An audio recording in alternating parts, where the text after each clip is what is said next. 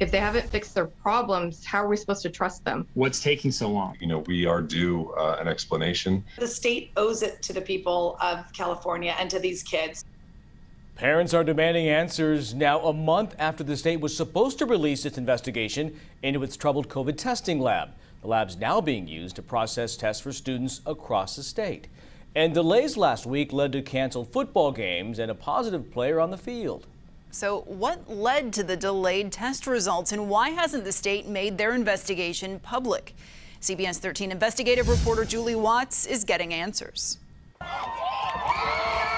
Every game is just a blessing.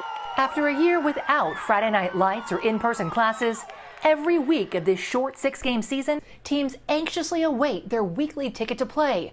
Negative COVID test results. There's a lot of anxiety over if we're going to be able to get test results back in time. Last week, Nevada Union Athletic Director Daniel Crossan was forced to cancel their game, one of several schools across the region that didn't get their results in time from the state's troubled COVID testing lab. And ultimately, they failed our school and they failed our kids. Rockland High, where Tina's son plays, also had to cancel their game. It was just really heartbreaking, just crushing.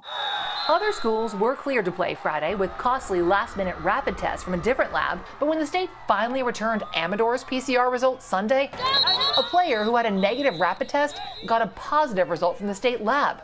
Now both teams who played are quarantined because of the lab delay. In the wake of all of this, our kids are suffering. Todd's son also had delayed results. It's one thing if it's positive, but when you don't get it at all, it's a whole nother level. Cheer mom Michelle reached out after seeing our reports revealing whistleblower allegations from inside the state lab, ranging from lab techs sleeping on the job to contamination issues, wrong results, lost samples. They're jeopardizing people's lives. In light of the problems with school testing, Michelle wanted an update on the state's investigation, prompted by our investigation and significant deficiencies found by state inspectors back in December. The state vowed to make that full report public by mid-March, but now will only say the investigation is ongoing. Wow.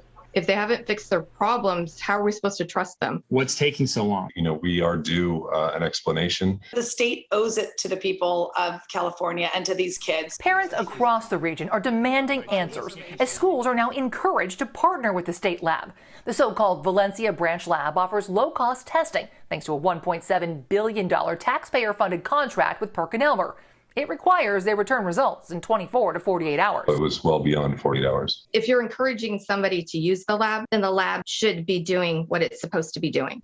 When we asked the state what caused last week's delays, CDPH gave us a copy of this letter, signed by the PerkinElmer lab director, formerly the lab director of disgraced biotech company Theranos.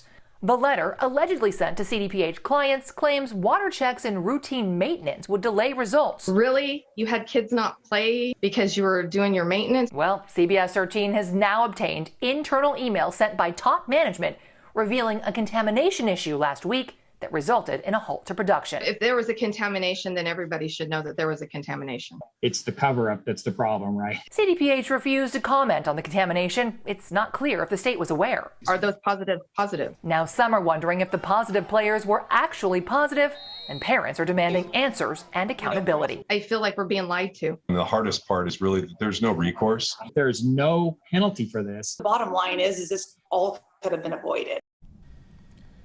When we asked PerkinElmer if it denied that the contamination incident caused the delayed results, the lab would only say, quote, "The lab takes the integrity of our results very seriously, including the potential for false positive results.